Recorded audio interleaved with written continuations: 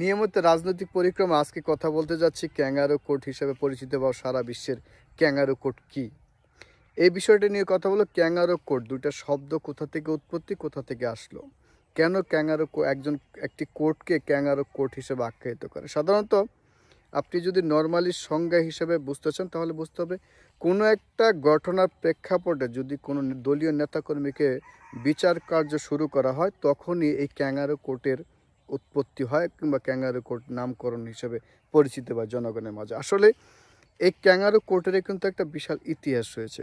আপনারা জানেন কিছুদিন আগে বাংলাদেশের একজন এক্স প্রাইম মিনিস্টারকে আপনার ক্যাঙ্গারু কোর্ট নামে একটা কোর্টে রায় দেওয়া হয়েছে, সেটা সারা জনগণের মাঝে আপনার ক্যাঙ্গারু কোর্ট নামে পরিচিত হয়েছে। আসলে এই ক্যাঙ্গারু কোর্টটা কী?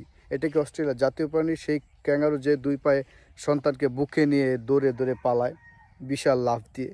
আসলে সেটা না, ক্যাঙ্গারু কোর্টের একটা নির্দিষ্ট ইতিহাস রয়েছে, আমরা সেটাই জানবো। শুনুন শেষ পর্যন্ত।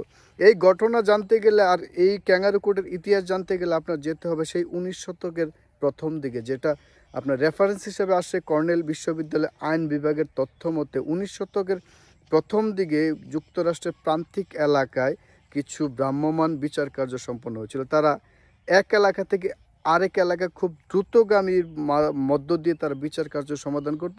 তারা কোনো নিয়ম নীতির তোয়াক্কা করতো না। এই যে লাফিয়ে লাফিয়ে দ্রুতগামী করে আপনার বিচার কার্য সম্পন্ন করা এবং ফি আদায় করা, এটা পরবর্তীতে আপনার ক্যাঙ্গারু কোর্ট হিসাবে পরিচিত হয়। এবং এর রেফারেন্স হিসেবে আপনার দ্বিতীয়ভাবে যদি আমরা আসি, সেটা হচ্ছে 1868 সালে ক্যালিফোর্নিয়ায় যখন সোনা খনি পাওয়া যায়, তখন যুক্তরাষ্ট্র থেকে শুরু করে আপনার সারা বিশ্বের লোক ক্যালিফোর্নিয়া যাত্রা শুরু করে। তখন সেখানে আপনার হামলা, খুন খারাপি, খনিজ দখল, বাড়ি দখল, এই ধরনের ঘটনাগুলো ঘটতে থাকে। তখন যুক্তরাষ্ট্র সরকার ব্যবস্থা সেখানে আপনার বিচারক নিয়োগ করে এবং পরবর্তীতে সেখানে আপনার তারা ক্যাঙ্গারু কোর্টের মতো লাফিয়ে লাফিয়ে বিচার কার্য সম্পন্ন করতে থাকে খুব দ্রুত সহকারে। সেখানে কোনো আইন নীতি বা সুষ্ঠু কোনো ধরনের বিচারিক প্রক্রিয়া পাওয়া যায়নি। আপনার আরেকটা বিষয় খেয়াল করি, এই ক্যাঙ্গারু কোর্ট আপনার যদি সঠিকভাবে বুঝতে চান তাহলে সেটা বুঝতে হবে এইটা হচ্ছে বিচারক থাকবে রাষ্ট্রীয়, কিংবা আপনার রায় থাকবে পূর্ব নির্ধারিত, কি হবে সেটাও আপনার জনগণ জানবে। আসলে সাধারণত এই কোডটা ব্যবহার করে কোনো রাজনৈতিক উদ্দেশ্য হাসিলের জন্য।